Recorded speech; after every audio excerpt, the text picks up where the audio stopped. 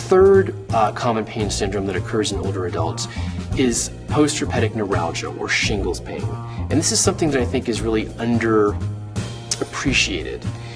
And essentially, what we're looking at is that when we're young, many of us develop chickenpox, and chickenpox is caused by varicella zoster virus. As we age, that virus, in essence, is reborn in our nerves, in certain nerves of the body.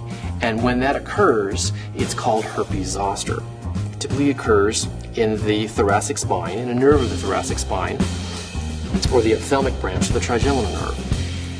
And what happens is that patients feel a burning, shooting, stabbing pain in that part of the body that can be quite horrific. There are treatments, though, that can be helpful, and I think those should be utilized and understood.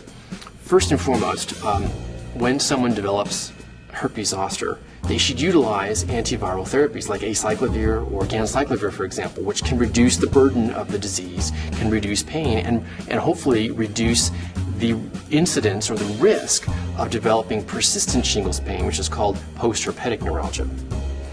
Now, if postherpetic neuralgia does develop, fortunately in the United States we have 4 FDA-approved treatments for it.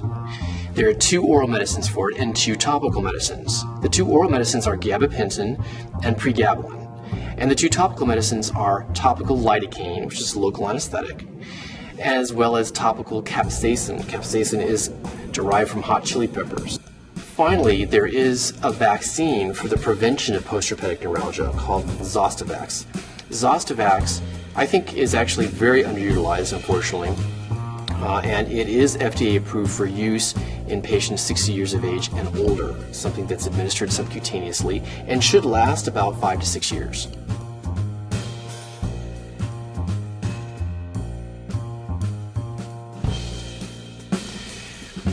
Then we have, finally, post-operative pain in older adults.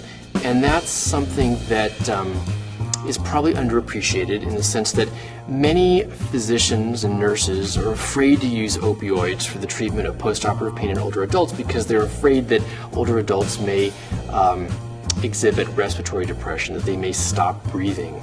And that, of course, is possible. However, what we've learned is that the inadequate use of opioids actually can lead to greater pain post-operatively in older adults. It can lead to delirium, it can lead to confusion, it can lead to less mobilization of that particular patient following surgery, which in turn can lead to greater hospital stays, greater utilization of resources. So it's important to realize that opioids really are the gold standard for older adults as well, post-operatively, and can be used and should be used in the form of an intravenous patient-controlled device.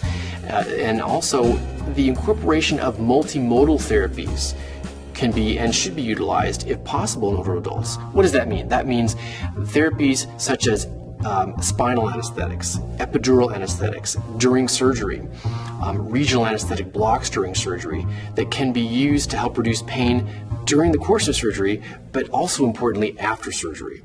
And if you use those techniques during intraoperatively, if you will, it not only provides or can provide better pain relief post-operatively, but can pretty much stave off having to increase doses of opioids or causing complications associated with high-dose opioids, or even complications associated with, as I mentioned, delirium and confusion from inadequate pain control.